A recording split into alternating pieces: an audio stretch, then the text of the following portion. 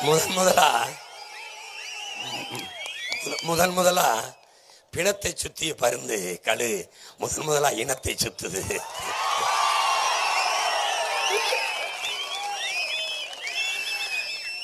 நான் வெல்லுவேன். ஏன்னு கேளு, ஏன்னு கேளு. நான் செய்ய வேண்டிய வேலை இல்லை. என்னை இறக்கி விட்டு வெல்ல வைக்கணும்ல.